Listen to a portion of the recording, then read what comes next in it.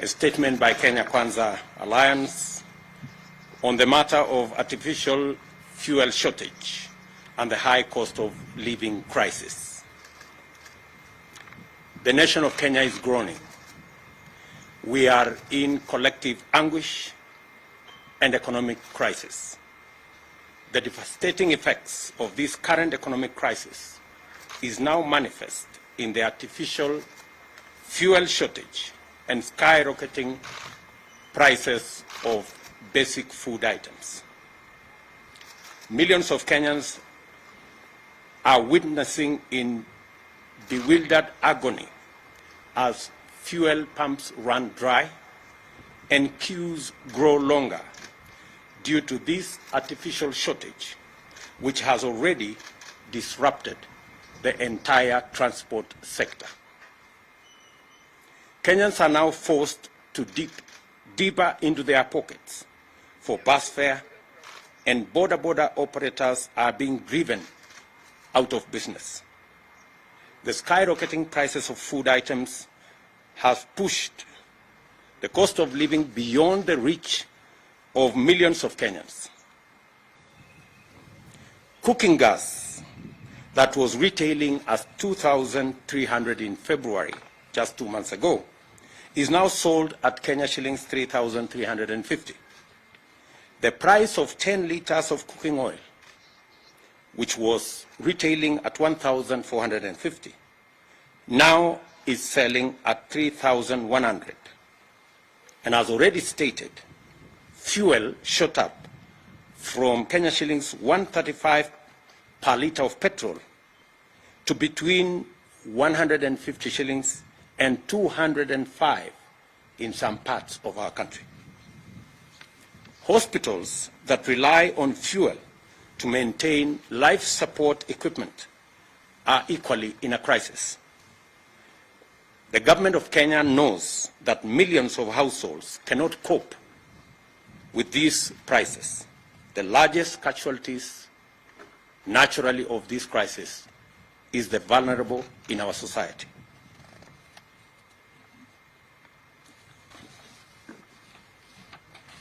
In the midst of the people's loud cries of agony, the silence of concerned government ministries is deafening, and their inaction is snowballing into a national catastrophe.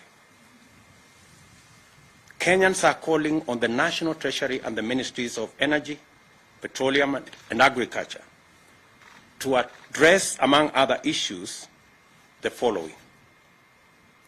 Noting that there exists a consumer protection mechanism to cushion Kenyans from adverse fluctuation in fuel prices, this mechanism is financed by the taxpayer at the pump through the Fuel Levy Fund.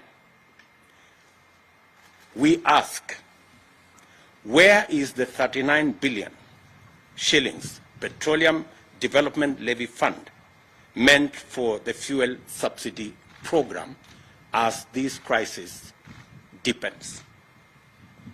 The Auditor General has already raised questions on the irregular and illegal diversion of these consumer protection funds to state agencies and unnamed private entities.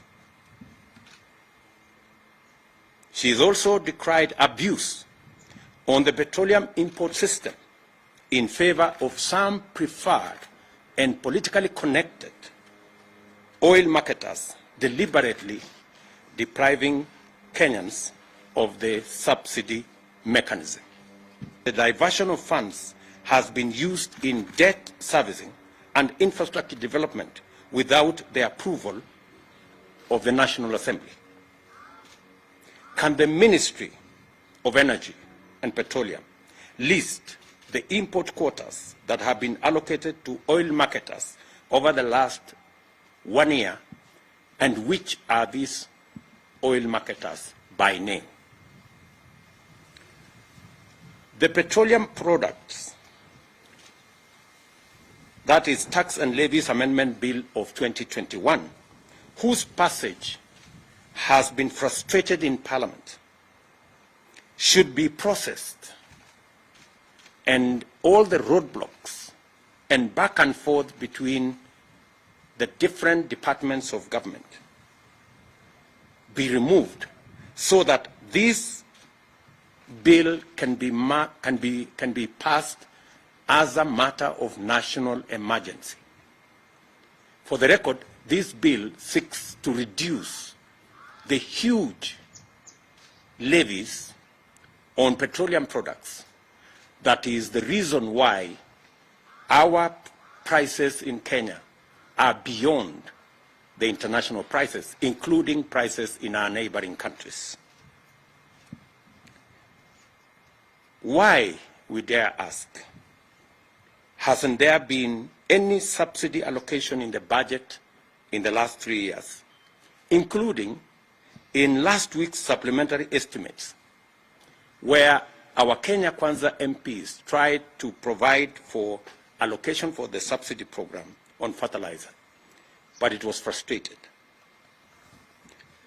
Only for the Ministry of Agriculture to engage in the current PR stunts late in the day to pretend to provide subsidized fertilizer.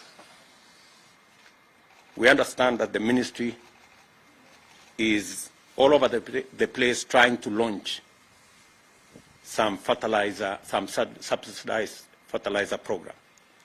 This is not only ridiculous, but absurd. How do you, for example, make a farmer who requires 1,000 bags of fertilizer to queue for 5-6 hours, only for him to be or her to be told that you can only get 10 bags in a very widely publicized launch? I mean, if you're going to give 10 bags of fertilizer, please avoid the unnecessary launch. Insatiable greed and corruption is driving us over the cliff. The current state of affairs is a clear manifestation of the vestiges of the conflict of interest and state capture that is now pervasive in all sectors of our economy. Kenyans, in their entirety, want an end to the issue of conflict of interest and state capture. The casual and insensitive attitude to the plight of tens of millions of struggling Kenyans is a disturbing development that has emboldened cartels, which have taken over critical economic sectors and are now moving in top gear to capture the state. That is why the benefits, powers, advantages, privileges, and other interests of these barons and cartels take priority over the plight of 50 million Kenyans. This is also why, in the midst of this distressing crisis, the loudest messages from public officials, including ministers, are centered around BBI reggae and Azimio jingle bells and whistles. These turn deafness, greed, and callous indifference must stop. We therefore call on the National Treasury to account for all diversions of funds out of Petroleum Development Fund and to restore the fuel subsidy mechanism without delay. The Treasury must rise to its constitutional accountability and live up to the Public Finance Management Act. Failure to do the right thing will convert the National Treasury into a cog in state capture and corruption that will destroy our country. We demand that public officials responsible listen to the agonized cries of millions of suffering Kenyans and abandon their exclusive and destructive subservience to cartels and barons of state capture and do something about the rapidly deepening economic crisis. This is a statement by Kenya Kwanza.